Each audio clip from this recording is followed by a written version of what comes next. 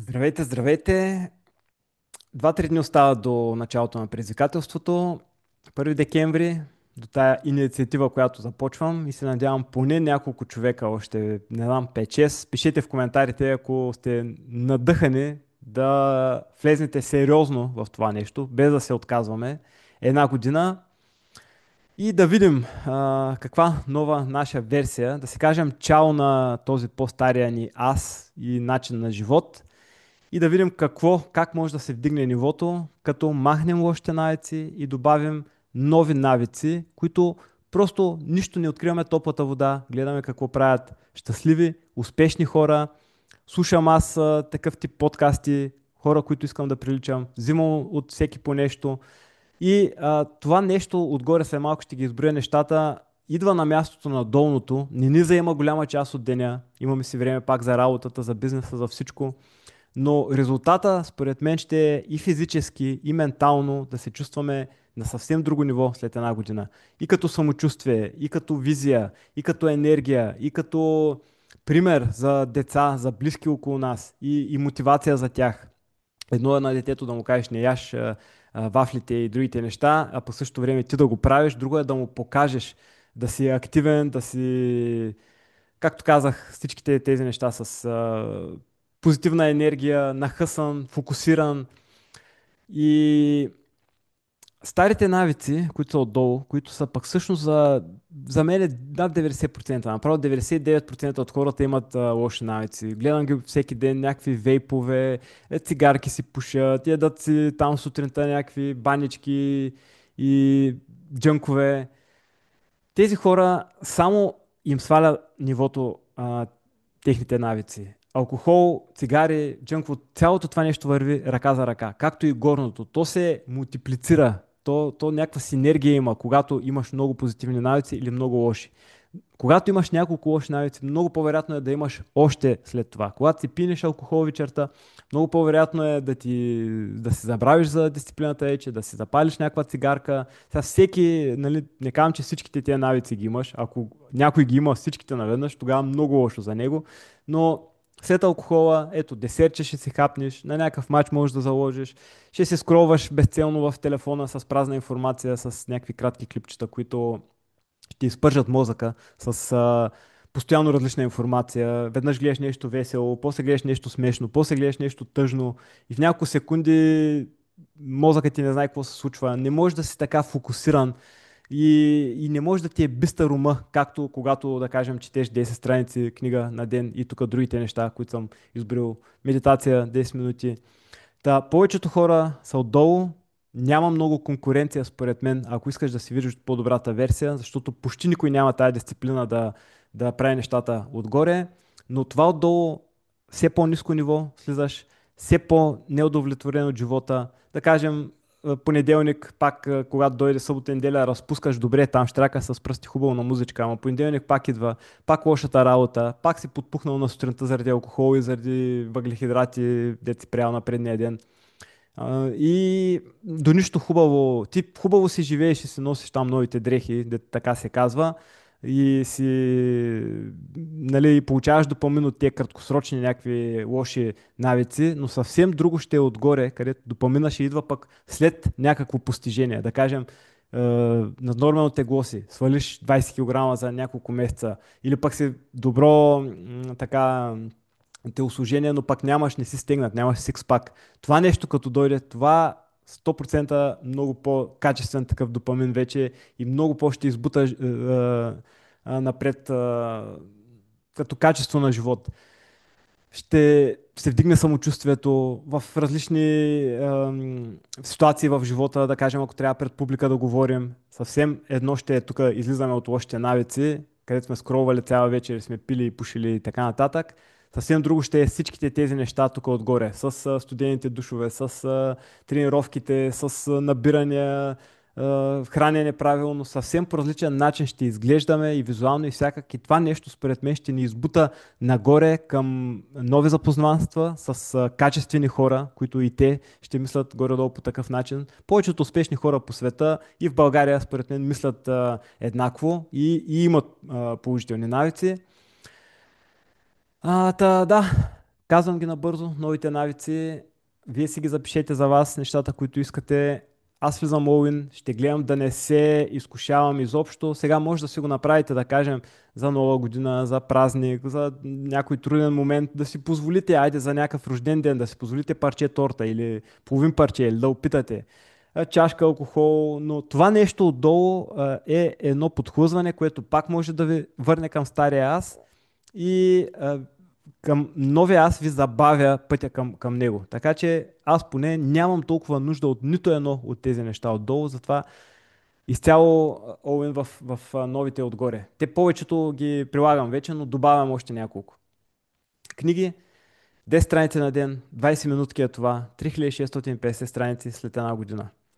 Тренировки, спорт, тичане, ходене, набирания, целта след една година, за мен е поне сикспак. Той сега едва се вижда. Айде на края на видеото даже мога да се съблека нагоре, просто така да си остане след една година да се направи сравнение, да видим ако се върна назад в това видео.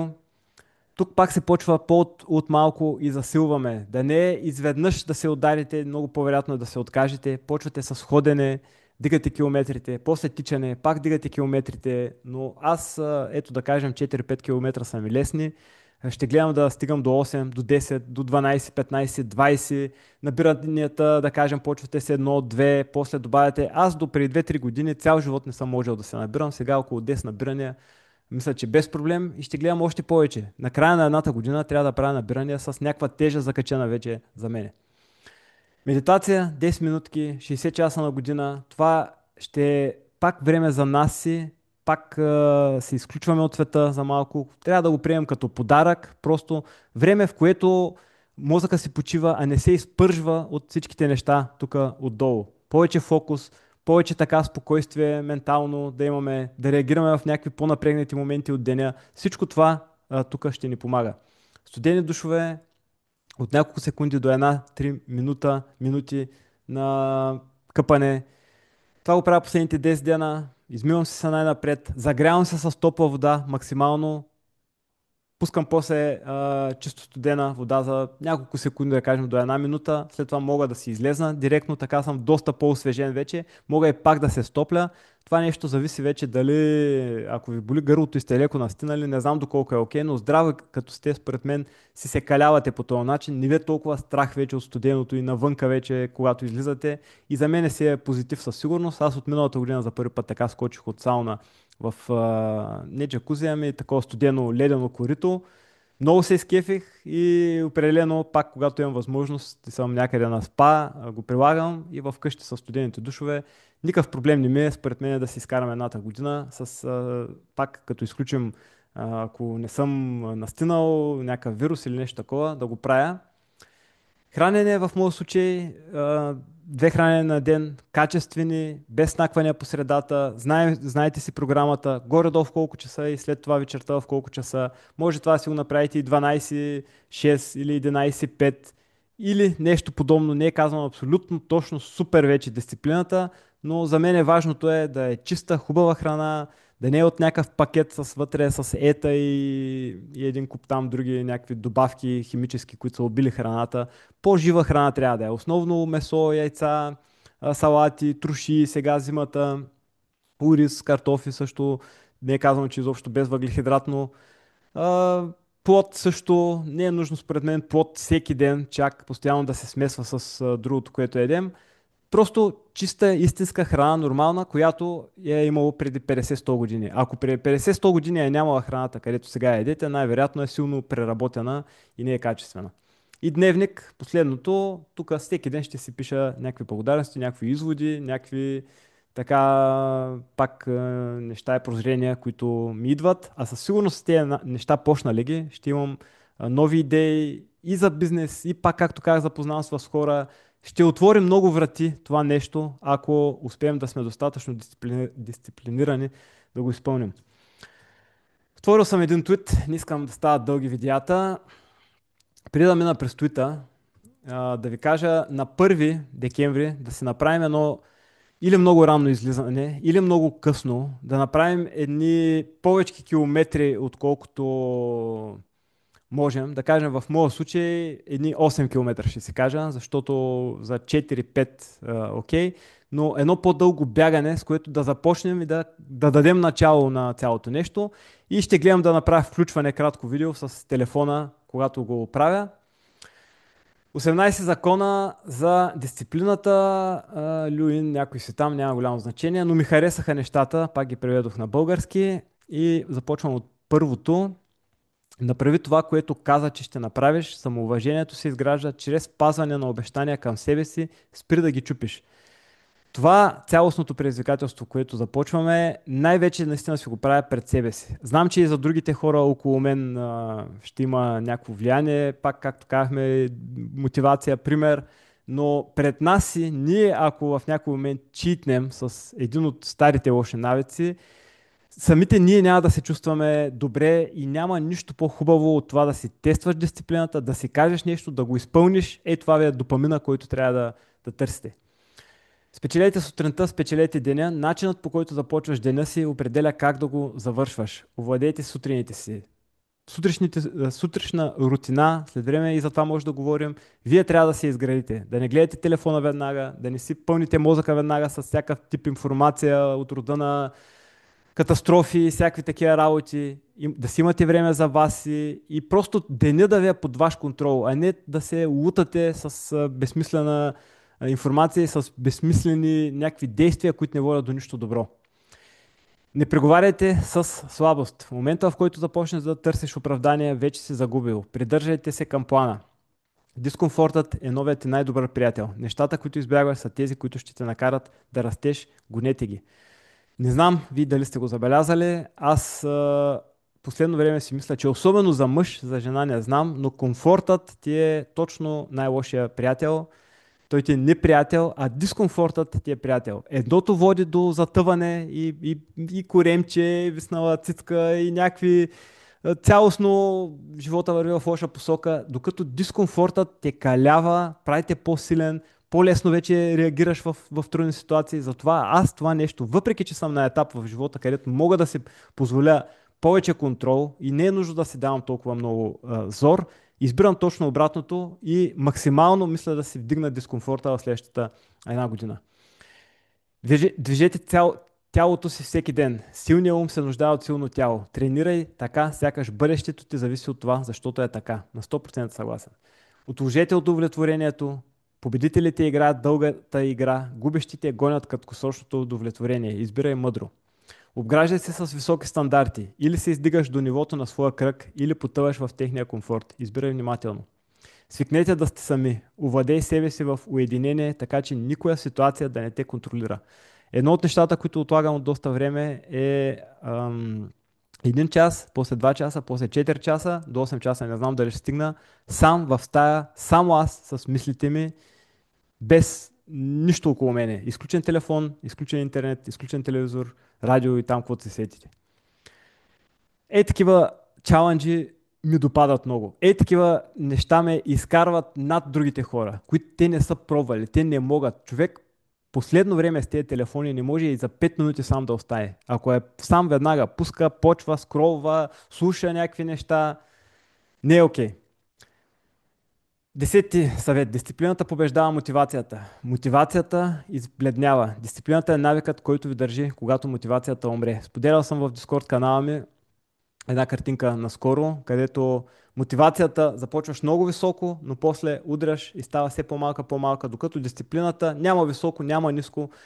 Там си трябва да е по един начин да продължаваш и пак успеха до някъде ти е гарантиран, така че дисциплината над мотивацията. Премахнете разсейването без колебание. Ако това не те прави по-добър, то те прави по-слаб. Научете се да казвате не. Както казах, празно време в деня, което не те избутва към по-добрата версия, максимално да не го губим, с хора, които не са пак на нашето мислене. Може естествено, нали, стара среда, нова среда, но максимално да гледаме, щом сме тръгнали към по-добрата версия, всяка една пречка ни забавя, за да видим максимално бързо. А според мен, all in влезнем ли, ще я видим тази версия доста бързо. И тогава ще правим изводи. След една година правим една различна година, след това, ако не ни харесва, ако не е нашето, или след 6 месеца, най-трудното според мен ще е в началото. Първите няколко седмици, месеци. Тогава вече ще се пренастрои ума, тогава близки ще ни казват, чакай сега, къде е тук, какъв ще ставаш, Юли Тонкин ли ще ставаш, не знам си, някакви такива неща ще ни говорят, защото те искат да се стоят в комфорта.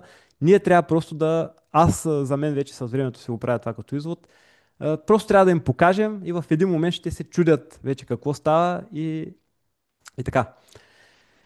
Контролирайте емоциите си, никога не позволявайте на чувствата ви да диктуват действията ви, логиката и дисциплината трябва да водят. Емоциите са, пак да ги оставим за жените, те са си по-емоционалните. При нас, както е написано тук, дисциплината и логиката трябва да води. Създайте ежедневна система, успехът не се гради на случайен принцип. Структурирайте дните си така, че дисциплината да става без усилие. Това също много важно. Няма как в едно видео по всичките неща да говоря, но така да е структуриран деня, както казах в началото, да не се бомбардирате с много информация. Трудното за деня да се мине максимално рано, а не да се отлага за края на деня, когато вече сте и ментално и физически по-изморени, а по-лесното да се остане след това. Аз примерно започвам с фитнес, но това нещо мога и да го сменя в следобедите, а сутринта да си гледам задълбочено някакви други неща, които до някъде са свързани с каналите в YouTube, но там да е по-задълбочено някаква работа, пак нещо по-креативно, което намирам смисъл в него. Воювайте с слабостите си, изправете се срещу тях, атакувайте ги и ги унищожете, така се издигате нагоре. Първо направете трудните неща, колкото повече ги отлагате, толкова повече власт имат над вас. Справете се с тях сега, пак каквото ви казах. Дръжте на думата си, ако вие не можете да се доверите на себе си, как може някой друг? Почтеността е всичко.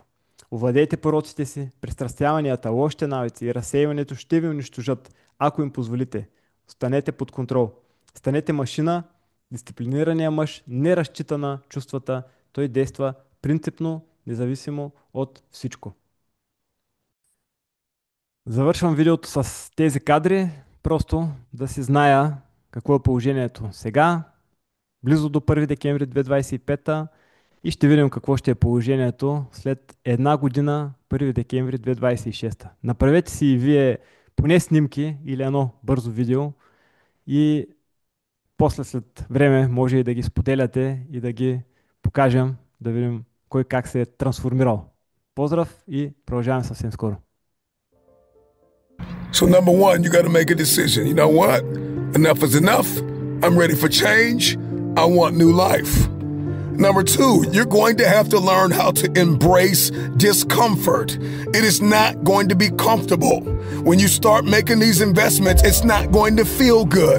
It's not going to make sense to anybody on your level. This is why when you're making decisions to change your life, you can't talk to people who are on your level because they're going to tell you it makes sense to stay here and just make here better. When you know there is something higher that is calling you, there's a better quality of life, there is an abundance, there is an expectation, there is an energy, there is a resilience, there is a discipline, there is a zeal, a fire, a passion, a new life that is calling you.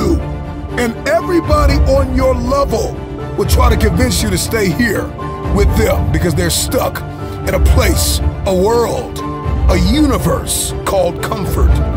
Are you aimed? Are you targeted? Do you believe that you have what it takes to pay the price? But more than that, can you handle the pain?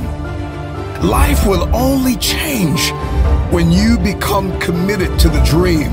One of the many companions of every dream is discomfort. Are you willing to be uncomfortable? This means that I'm going to a place I've never been and it's not going to feel good in the beginning. But eventually, if I stay committed, I'll see a harvest. You can write it down. You can see it in your head. You can have a vision. You can go to a conference. You can watch a million videos. You can write it out completely and make it so plain that some child can see it and read it. I don't care what the dream is, what the vision is, what you imagine your life could be. If you do not count up the cost of this new life, you'll never have it. Because you'll constantly be underbidding for what it is that you see in your future. You see, in the realm of acquisition, even in purchasing a new home, you got to put in an offer, and that offer has to be accepted. And most of the time, unless someone has a compelling story, the offer that is accepted goes to the highest bidder. And so for many of you, like, I realize that you're not bidding enough on the new life that you desire. You don't know the cost, because if you knew the cost, 9 times out of 10, most of us are not willing to pay that price. And so we just go on living in the mundane, living in the monotony, living in a place where our money's unpredictable and our relationships are unpredictable. We're living in anxiety and stress and overwhelm and lack and not enough, because we haven't counted up the cost. What is required to live the lifestyle that I see in my head? Because I no longer want to live vicariously through someone else. I'm no longer going to just sit around and like other people's pictures when I could be living that reality. And so it's not that I want your life, it's that I understand that there's something more for me. But the question is, am I willing to write it out? Am I willing to see it, dream it, count up the cost, and then pay the price? If nobody's told you today, let me be the first to tell you, the life that you desire, the new life that you want, that you hold in your head, that you only dream of, it will cost you your old life.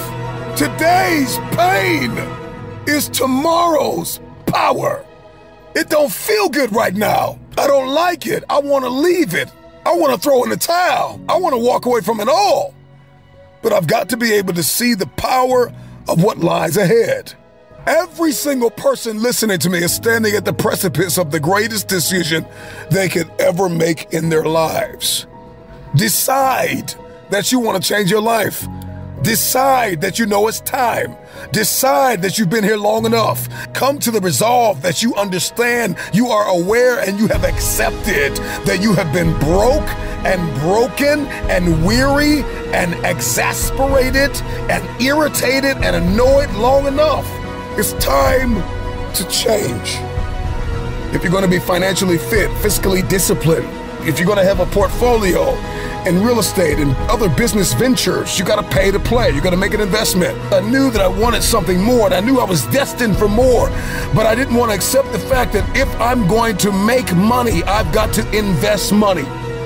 You have to invest in so many of those books and so many of those conferences, and you have to invest in coaching, and you got to invest in mentorships, and you have to invest in the book, and you have to invest in the impartation, and you got to sow where you want to go. In other words, you got to plant seeds. If you're going to reap a harvest, if you keep sowing sparingly, you will reap sparingly. But the moment that you understand that there is a price to pay to get where you want to be, it will cost you dearly. Question is, are you willing to pay the price? Do not settle. Do not think that where you are and what you see is all you will ever have. There is more, but change and abundance and breakthroughs and the miraculous, the extraordinary doesn't always come to you. It comes from you. I need you to remember that today's pain is tomorrow's power.